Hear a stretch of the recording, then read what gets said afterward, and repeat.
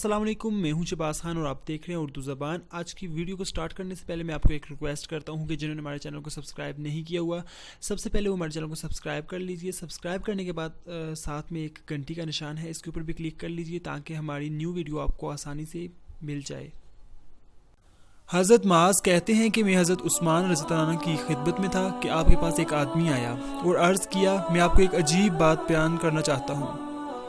हम एक वसी बैबान में थे कि हमारे सामने दो बगोले आए, एक तरफ से, दूसरा दूसरी तरफ से।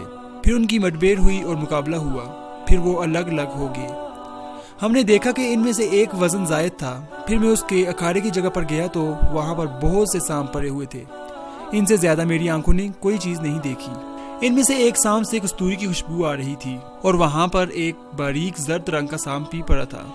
मैं उनको उलटने पलटने लगा ताकि देखूंगा ये खुशबू किस सांप से आ रही है, तो वो खुशबू उसी जर्द बारीक सांप से आ रही थी। मुझे यकीन हो गया कि ये इसकी किसी नेकी की वजह से है, तो मैंने उसको अपनी पगड़ी में लिपटा और दफन कर दिया। उसके बाद मैं जा रहा था कि एक मुनादी की मैंने आवाज़ सुनी जो मुझे नज़र नहीं आ रहा था। उसने कहा, ऐ अल्लाह के बंदे, तुमने ये क्या किया है? मैंने इसको वो कुछ बता दिया जो कुछ मैंने देखा था। उसने कहा, तुमने दुरुस्त किया। ये जन्नात के कबीले बनु शेआन और बनु अकेश थे। उनकी आपस में मतबेर और लड़ाई हुई और उनके मकतूलीन में से एक वो भी था जिसको तुमने देखा है। ये शहीद हुआ था और ये इन जिन हजरात में से था जिन्होंने हज़रत मोहम्मद सल्लल्लाहु अलैहि वसल्लम से कुरान करीम को सुना था।